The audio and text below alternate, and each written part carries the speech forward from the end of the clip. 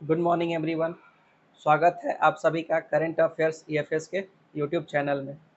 और आज एक बार फिर से मैं उपस्थित हूँ आप सभी के सामने आज के कुछ इम्पॉर्टेंट करंट अफेयर्स से एमसीक्यू लेकर के। तो आप हमारे चैनल पे बने रहें और जितने भी एमसीक्यू हैं वो बहुत ही रिलेवेंट है हर कम्पिटिटिव एग्ज़ाम के लिए, और उसके एक्सप्लेनेशन भी उसके साथ में मैंने डाले हैं। अगर आप लोग हमारे चैनल पे नए हैं तो हमारे चैनल को सब्सक्राइब कर लीजिए, वीडियो को लाइक कर दीजिए। तो चलिए हम लोग बिना देर किए हुए स्टार्ट करते हैं अपने आज के टॉपिक को। और हमारा पहला क्वेश्चन है,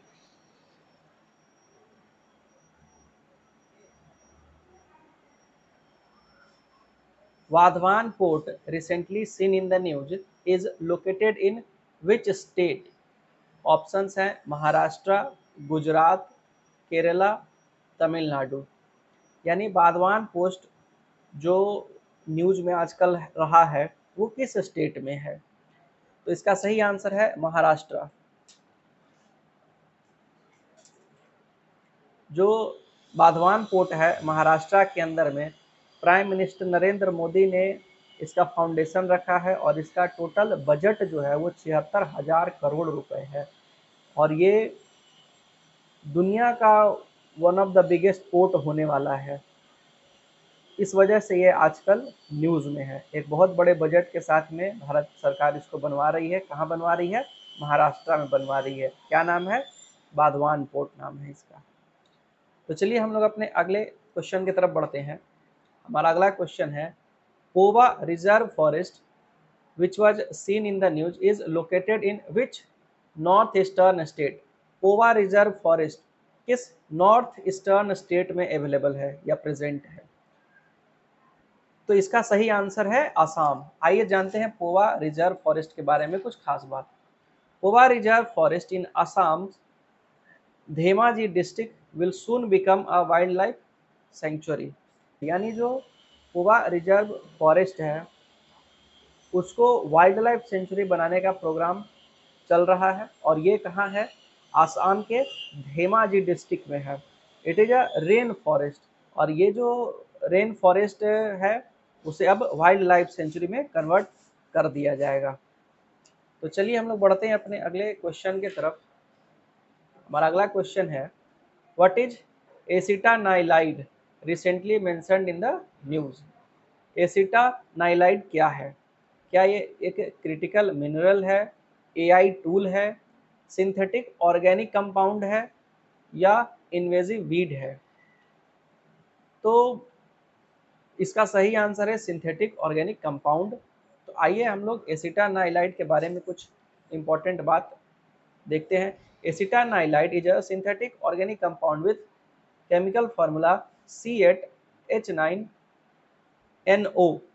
यानी कि ये एक ऑर्गेनिक कंपाउंड कार्बन से जुड़ा हुआ है, कार्बन से बना हुआ ऑर्गेनिक कंपाउंड है, सिंथेटिक है, नेचुरल नहीं है। इसमें इसका केमिकल फार्मूला दिया गया है C8H9NO, और इसको हम लोग एन फिनाइल एसिटामाइड के नाम से भी जानते हैं या फिर एसिटानील के नाम से भी जानते हैं। अब ये न्यूज़ में क्यों है? तो recently 5 people fell unconscious and were hospitalised in Visakhapatnam while shifting acetanilide bags between containers. यानी ये न्यूज में इसलिए क्योंकि हाल फिलहाल में विशाखापट्टनम में 5 लोग अनकॉन्शियस हो गए, बेहोश हो गए, इसको शिफ्ट करने के क्रम में। एसिटानाइलाइड के बारे में अगर और कुछ खास बात बताएं तो पहले ये फीवर को कम करने वाली दवाओं में भी इसका इस्तेमाल हुआ करता था, एसिटानाइलाइड का। तो चलिए आगे बढ़ते हैं हम लोग अपने अगले क्वेश्चन की तरफ। What is foot and mouth disease recently seen in news? Foot and mouth disease क्या है? Fungus disease of birds, viral disease of livestock, plant disease, none of these. ये चिड़िया में होता है, प्लांट्स में होता है, लाइव स्टॉक यानी जो गाय भैंस ऐसी जानवर हैं इनमें होता है, या फिर इनमें से कोई नहीं। तो इसका सही ऑप्शन है B, viral disease of livestock. तो इसके बारे में जो है फूट एंड माउथ डिजीज के बारे में हम लोग कुछ जानते हैं। Foot and mouth disease short form FMD है, is a highly contagious viral illness affecting livestock such as cattle, swine, sheep and goat. But not horses, dogs and cat. ये कुछ खास जानवरों को अटैक करता है, जिसमें कैटल्स, कैटल्स में गाय, भैंस, बैल, इस तरीके के जानवर आते हैं, स्वाइन आते हैं, सिप और बकरियां भी इसमें शामिल हैं, इनको भी ये अटैक करते हैं। लेकिन घोड़ों को, कुत्तों को और बिल्लियों को इससे कोई हानि नहीं है। जो फुट एंड माउथ डिजीज है, ये किस वायरस से फैलता है? तो ये एप्थो वायरस से फैलता है और इस एप्थो वायरस के टोटल 7 वेरिएंट्स मौजूद हैं। चलिए तो हम लोग बढ़ते हैं अपने अगले क्वेश्चन की तरफ। Recently, which Ministry of India has recommended imposing an anti-dumping duty on aluminum foil imported from China? हाल फिलहाल में किस मिनिस्ट्री ने एंटी डंपिंग ड्यूटी लगाया है जो कि चाइना से एल्युमिनियम फॉयल इंपोर्ट होता है उसके ऊपर? तो ये क्वेश्चन बड़ा सिंपल है कि एंटी डंपिंग ड्यूटी किस मिनिस्ट्री ने लगाया है। तो इसका मिनिस्ट्री ऑफ पावर को इससे कोई मतलब नहीं है, मिनिस्ट्री ऑफ होम अफेयर का इससे कोई मतलब नहीं है, विदेश मंत्रालय का इससे कोई लेना देना नहीं है। ये ministry of commerce and industry ही लगा सकती है। लेकिन अब इसमें खास बात ये है कि एंटी डंपिंग ड्यूटी होता क्या है, ये सबसे इंपॉर्टेंट है इस क्वेश्चन में।